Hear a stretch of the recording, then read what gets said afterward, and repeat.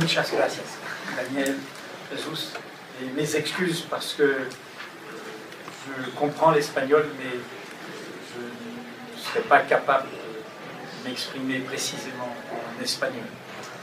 Est-ce qu'il faut traduire ou expliquer? ¿Necesitamos traducción? No, on parle français dans le Pas de problème.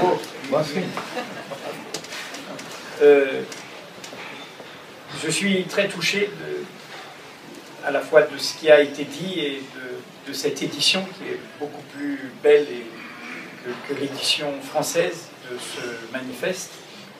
Et je suis très touché parce que toute cette histoire illustre les potentialités démocratiques, d'invention démocratique, fraternelle du numérique, de la révolution numérique. C'est une histoire horizontale.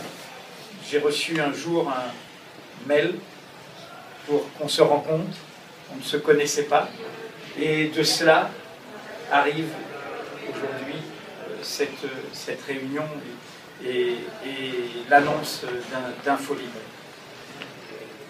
Beaucoup de choses ont été dites, donc je voudrais simplement ajouter un commentaire des 3 mots du titre. Combate por una prensa libre. Le combat, d'abord. Nos métiers vivent d'immenses bouleversements qui mettent le journalisme dos au mur.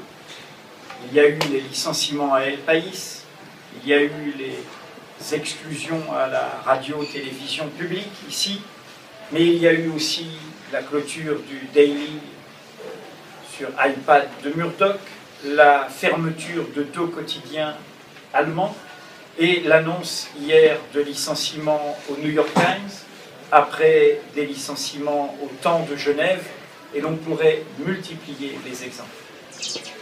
Dans ce contexte, notre combat commun, c'est justement de dire que le journalisme ne s'en sortira que s'il résiste, que s'il n'accepte pas cette fatalité.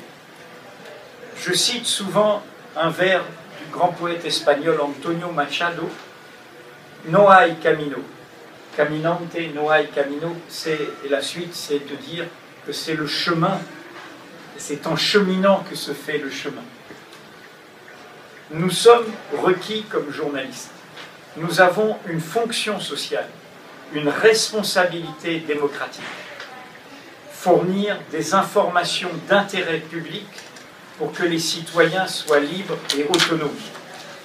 Si nous ne nous battons pas contre les situations qui affaiblissent le journalisme, qui le soumettent, qui lui enlèvent son indépendance, nous minons la confiance du public dans cette valeur essentielle qu'est l'information. Donc, le journalisme ne peut pas simplement se lamenter sur son sort, il doit d'abord résister à la situation actuelle. Le deuxième mot, c'est la presse, prensa. Ce mot ne signifie pas un support. Il vaut pour le digital comme pour le papier. La presse, c'est un agenda, c'est une hiérarchie, c'est un choix, c'est une liberté, c'est un pluralisme. Il nous faut défendre aujourd'hui l'idée même de la presse contre ce que j'appelle les médias. La presse, pour moi, c'est mettre au cœur du débat démocratique l'information. Les médias, c'est à l'inverse mettre au cœur le divertissement. La presse, c'est construire une conversation avec un public autour d'informations d'intérêt public. Les médias, aujourd'hui, c'est créer un divertissement d'une foule, d'une masse anonyme qui éloigne des enjeux démocratiques essentiels. Et donc défendre la presse, défendre des journaux numériques, c'est au fond défendre au cœur de la modernité le meilleur de la tradition. dans toute crise, qu'elle soit économique, qu'elle soit de civilisation, qu'elle soit morale, comme toutes celles que nous vivons aujourd'hui, ceux qui définiront l'avenir, ceux qui inventeront l'avenir, sont ceux qui feront cette alliance de la tradition et de la modernité. Ceux qui seront dans la crispation sur la tradition seront impuissants face à la modernité. Ceux qui idéaliseront naïvement la modernité se laisseront emporter par elle. Ce que nous défendons en tant que journalistes, c'est d'aller dans la modernité, sans aucune crainte et peur, défendre le meilleur de la tradition de notre métier. C'est à l'image des logos communs d'Infolibre et de Mediapart, ce sont les crieurs de journaux. Les crieurs de journaux de la rue au XIXe siècle, qui disaient « Ne manquez pas cette nouvelle, venez débattre autour de cette nouvelle ». Eh bien, sur le numérique, au cœur du numérique, c'est ce que nous voulons faire. Combat, presse, et maintenant, librairie. La liberté. Nous avons dans ce moment de bouleversement 3 adversaires intimes. 3 ennemis qui sont au cœur de nos professions, qui se sont installés dans nos professions, et qu'il nous faut identifier pour mieux les combattre. Je les appelle le journalisme de gouvernement, la presse d'industrie et la société de fiction. Le journalisme de gouvernement est un adversaire traditionnel que nous connaissons bien. C'est le journalisme qui pense que sa légitimité vient d'en haut, du pouvoir, qui oublie que sa légitimité, c'est le public, qu'il doit d'abord une loyauté à l'égard du public, avant toute loyauté envers ses employeurs ou les pouvoirs d'État. Nous connaissons ce journalisme de gouvernement. Il sera toujours là, il renaîtra toujours. Le deuxième adversaire est un ennemi plus sournois, plus dangereux, et qui est aujourd'hui plus fort encore que le premier.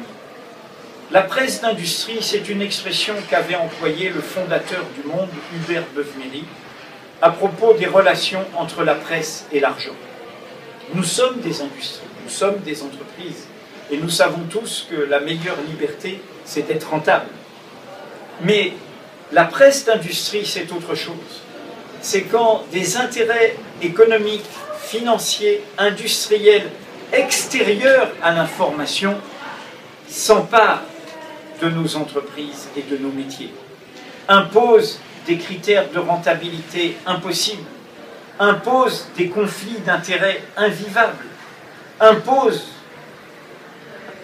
en résumé, que l'on ne dérange jamais leurs intérêts, leur clientèle, leur réseau, leurs relations.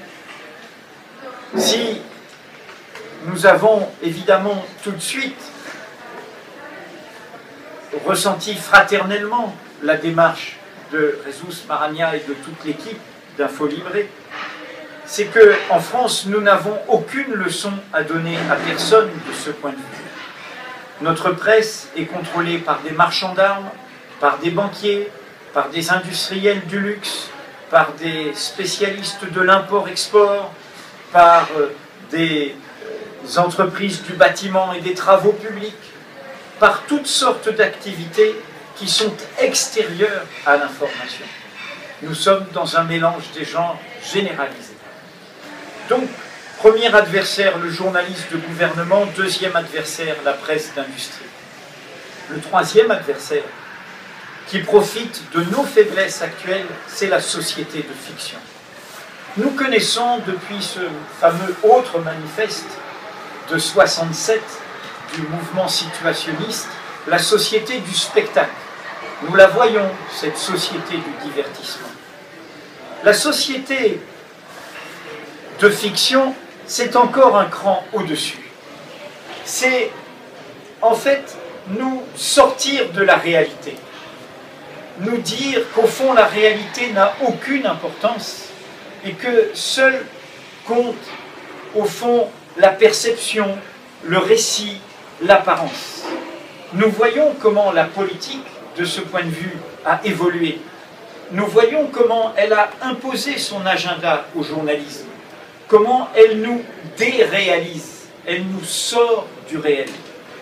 Je cite une déclaration d'un homme qui a accompagné la présidence précédente en France et qui dit cela: la réalité n'a aucune importance, seule la perception compte. C'est une déclaration de guerre au journalisme, dont le métier c'est la réalité, faire parler la réalité, mais plus gravement à la démocratie. Car pour qu'il y ait une vie démocratique, pour que nous restions maîtres de notre destin, il faut que le débat public se passe autour des vérités concernant la réalité. Combien il y a de bouteilles ici? Est-ce que les verres sont pleins, sont vides? Et après, nous pouvons discuter. Mais il faut d'abord ces vérités de fait au cœur du débat d'opinion. Si nous ne sommes que dans la fiction des opinions, qui peuvent être raisonnables ou folles, des identités, des croyances, des préjugés, des communautés, des appartenances, des origines, il n'y a plus de monde commun. C'est la guerre de tous contre tous. Voilà ce que je voulais dire en reprenant combat, combatte, pensa, libre. Ces trois mots. Et pour dire que depuis le début de Mediapart, j'ai un doute. Le doute, c'est est-ce que Mediapart, que nous avons conçu comme un laboratoire pour aider notre profession et les citoyens, leur dire qu'il n'y a pas de fatalité à ce que nous soyons dans un déclin, une tristesse, un déclin économique, une tristesse démocratique. Mais le doute, c'est de me dire, mais est-ce que Mediapart, ce n'est pas une exception française? C'est d'autant plus un doute tragique que je n'aime pas l'idée d'exception française. Et je me suis toujours dit, est-ce que ce n'est pas entre la situation de faiblesse des médias français, la situation de ce présidentialisme français qui a permis le chemin de Mediapart? Quand Jesus et les autres amis sont venus nous voir, pour moi c'était comme tout d'un coup la meilleure nouvelle. C'était l'idée que, sans qu'il y ait de modèle unique, mais en frayant le même chemin, hein, le chemin de Machado tout à l'heure, que je citais tout à l'heure, eh bien, Mediapart sortait de cette exception. Et que maintenant, nous pouvions essayer d'inventer sans frontières, comme le permet Internet, une réponse qui lève haut le drapeau des valeurs fondamentales du journalisme, de son indépendance, de son intégrité, de sa loyauté.